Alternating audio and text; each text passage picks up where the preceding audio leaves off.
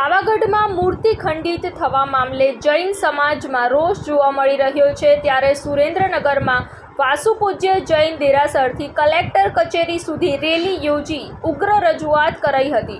પાવાગઢ ખાતે જૈન સમાજના તીર્થકરોની મૂર્તિઓ ડુંગર મંદિર પગથિયા પાસે યોગ્ય સ્થાનેથી દૂર કરવામાં આવી હતી। આથી જૈન સમાજમાં રોષની લાગણી ફેલાઈ હતી।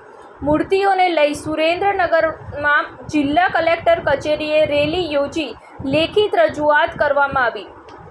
ઉલ્લેખનીય છે કે અગાઉ પાવાગઢમાં આવી રીતે જ પ્રતિમા ખંડિત કરવાને લઈ જૈન સમાજમાં રોષ ફેલાયો છે, ત્યારે સ્થાનિક તંત્ર તરફથી પ્રતિમાની પુનઃ સ્થાપના કરવાની માંગ સંતોષવામાં આવી છે, છતાં પણ જૈન તીર્થકરની પુનઃ સ્થાપના અને સંરક્ષણ આપવા માગણી કરવામાં આવી હતી।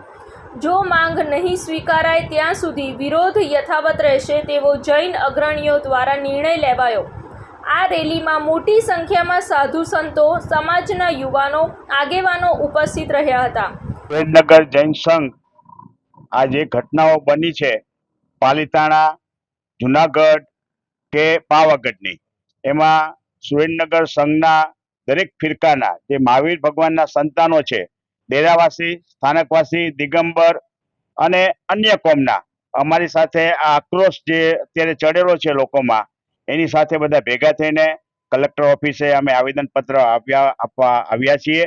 અને આ આવેદનપત્રમાં જેટલો ઉલ્લેખ કર્યો છે એનો જલ્દીમાં જલ્દી અમારા બધા તીર્થોનો, અમારા બધા સાધુ સાધ્વી ભગવંતોને જે ઉપર એટેક થાય છે એ તાત્કાલિક અટકે એવી સમગ્ર ભારતભરના જૈન સંઘોની અમારી આ વિનંતી છે, તો તાત્કાલિક પગલાં ભરવા વિનંતી। રિપોર્ટ નરેશ સોલંકી સાથે સંજીવ રાજપૂત, TV9 ગુજરાત, વઢવાણ, સુરેન્દ્રનગર। જોતા રહો TV9 ગુજરાત, નિર્ભય, નિષ્પક્ષ, નિરંતર।